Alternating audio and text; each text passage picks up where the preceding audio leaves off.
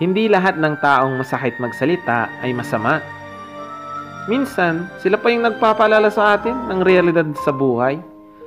At hindi lahat ng taong masakit magsalita ay may masamang intensyon. Minsan, sila pa yung totoong nagmamalasakit sa atin. Kasi kahit masakit pakinggan, pero makakabuti naman.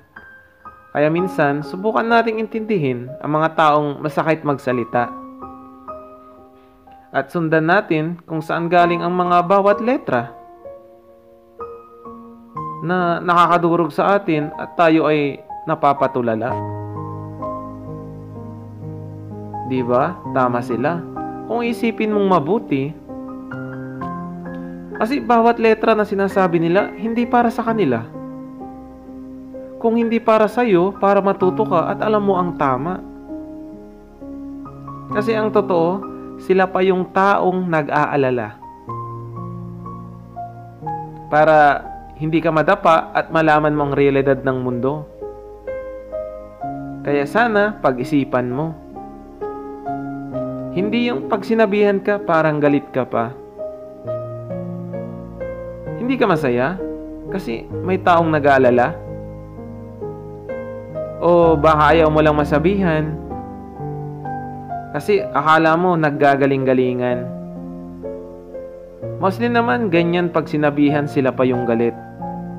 Parang gustong manakit, ganyan, ganito ka na. Pero tandaan mo, huwag mong antayin ang salitang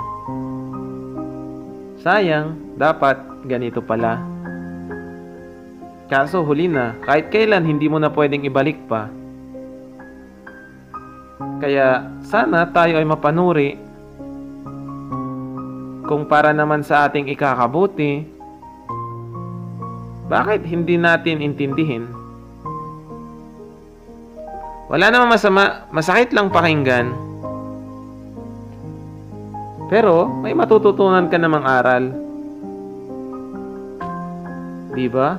Kaya wag nating husgahan ang mga taong masasakit magsalita.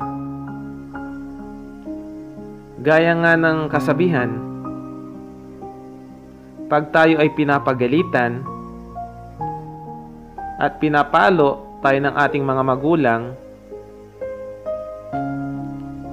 ibig sabihin nun, mahal tayo.